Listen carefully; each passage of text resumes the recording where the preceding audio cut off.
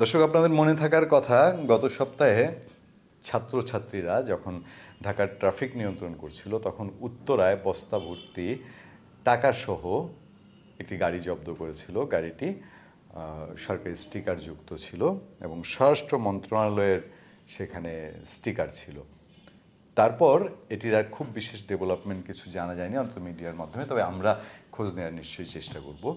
আমাদের কাছে এইটুক তথ্য অন্তত আছে যে এইরকম ঘটনাবলী উত্তরাটি হয়তো সংবাদ মাধ্যমে ওরকমভাবে এসছে, কিন্তু ঢাকা থেকে টাকা পাস করার জন্য ঢাকা থেকে বের হওয়ার যে রাস্তাগুলো আছে সেগুলো দিয়ে অনেকেই চেষ্টা করছেন, কারো কারো ধরাও পড়ছে, অনেক কিছুই পাওয়া যাচ্ছে। এরকম খোঁজখবর আকাশে বাতাসে যথেষ্ট আছে। যারা একটু ওয়াকিবহাল, যারা একটু চোখ কান খোলা রাখেন তারা জানেন। এখন টাকা কত গেছে, আজকে প্রথম আলোর একটা রিপোর্টে দেখলাম যে শুধুমাত্র ইসলামী ব্যাংকের 50,000 কোটি টাকা গেছে এসালাম গ্রুপের হাতে। তো এই টাকা কোথায় আছে?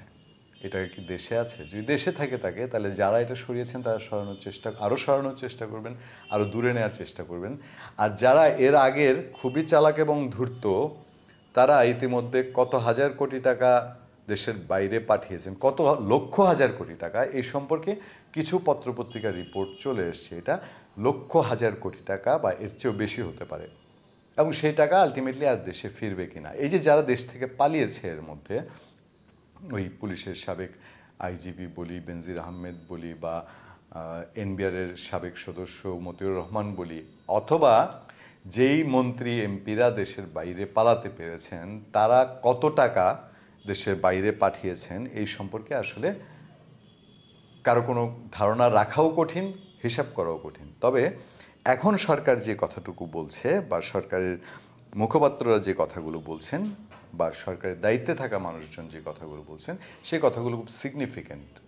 যে অন্তত দেশে যে টাকা আছে এদেরকে যে দৌড়ের উপর রাখা হবে তার একটি ইঙ্গিত পাওয়া যায় একটি রিপোর্ট থেকে। রিপোর্টটি হেডলাইন করেছে প্রথম আলো, টাকা পাচারকারীদের শান্তিতে ঘুমাতে দেওয়া হবে না, বলছেন বাংলাদেশ ব্যাংকের নতুন গভর্নর। তিনি বলছেন, দেশের টাকা যারা পাচার করেছে তাদের শান্তিতে ঘুমাতে দেওয়া হবে না বলে মন্তব্য করেছেন গভর্নর আহসান এইচ মনসুর।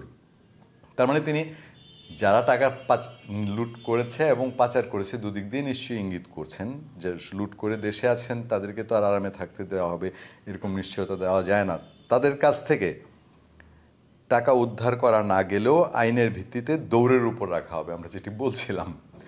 তো এই দৌড়ের উপর থাকাটা যে কতটা অশান্তির, যত হাজার কোটি টাকার মালিকই হোক, সেই হাজার কোটি টাকার মালিক, যেমন সালমান এফ রহমান, তিনি কত টাকার দামের গাড়িতে চলতেন, কোন লাক্সারিয়াস লাইফ লিড করতেন, এটা সম্পর্কে কারো ধারণার বাকি থাকতে বাংলাদেশে আমার মনে হয় যে গ্রামে গঞ্জের আমজনতার কারো বাকি নেই যে সালমান এফ রহমানের মতন একজন হাজার কোটি টাকার মালিক তিনি কোন বিলাসিতায় থাকতে পারেন। আর সেই বিলাসিতা ছেড়ে জেলখানার যদি একটা বালিশে ঘুমাতে হয় একটা শক্ত বিছানার উপরে, তাহলে এর চেয়ে অশান্তি নিশ্চয়ই কিছু হতে পারে না। সেই কথাটিই হয়তো বাংলাদেশ ব্যাংকের গভর্নর তিনি বোঝানোর চেষ্টা করছেন যে এদেরকে এখন দৌড়ের উপরে রাখবেন, দেখা যাক কতটুকু তারা এগোতে পারেন। আমরা দেখতে চাই, কারণ আমরা এখনও এই 15 দিনে তিনি মাত্র দায়িত্ব নিয়েছেন, আমরা সময় দিতে চাই, আমরা লক্ষ্য রাখতে চাই। তবে এখনও সেরকম বড় কোনো রাঘব বোয়ালের কাছ থেকে বড় কোনো পুকুর ভর্তি, নদী ভর্তি, খাল ভর্তি, সাগর সম টাকা এখন উদ্ধার হয়নি। হবে আশা রাখি। গভর্নরের দায়িত্ব নেওয়ার পর বুধবার আহসান মনসুর 14 আগস্ট তিনি এই কথা বলেন। গভর্নর বলেন, ব্যাংক খাতে এখন যে খারাপ অবস্থা তার জন্য বাংলাদেশ ব্যাংকও দায়ী। এখন দেখার বিষয়ে কেন তারা অনিয়মে সহায়তা করেছে। মনে রাখতে হবে সামগ্রিকভাবে জাতিগত পতনের সঙ্গে ব্যাংক খাতের এই দুরবস্থা তৈরি হয়েছে।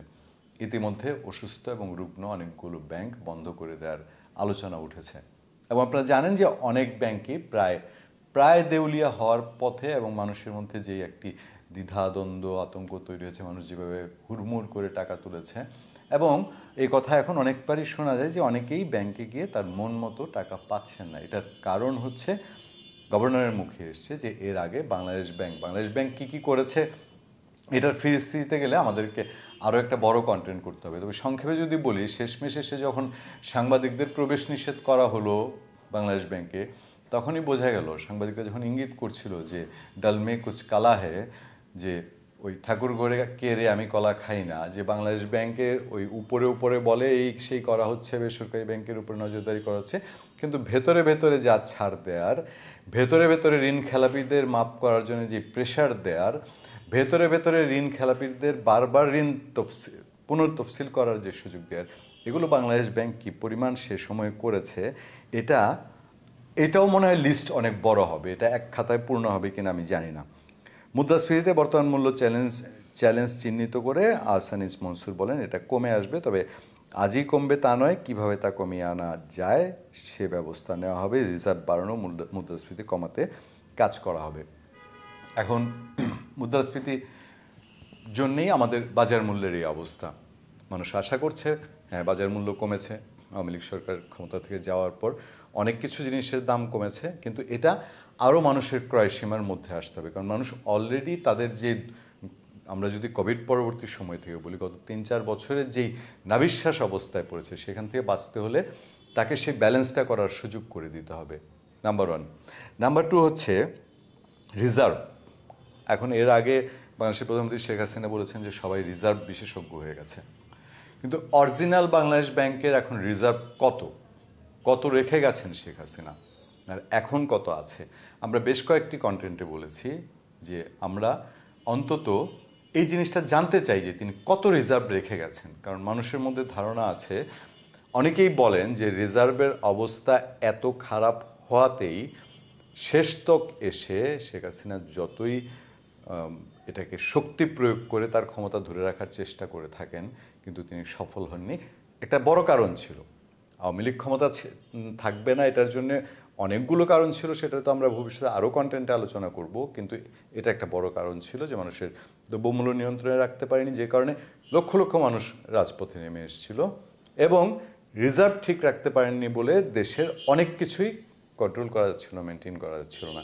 যাই হোক, বাংলাদেশ ব্যাংকের গভর্নর নতুন আশ্বাস দিয়েছেন যে টাকা যারা পাচার করেছে তাদেরকে দৌড়ের উপরে রাখবেন, আরামে টাকার বালিশের উপর ঘুমাতে দেওয়া যাবে না। আমরা সে জায়গায় এখন পর্যন্ত ভরসা রাখি। ধন্যবাদ সবাইকে, ভালো থাকবেন, সুস্থ থাকবেন, সত্য, করুণা এবং সহনশীলতার সাথে আপনাদের সাথে সবসময় আছি আমি আতিক রহমান পূর্ণিয়া।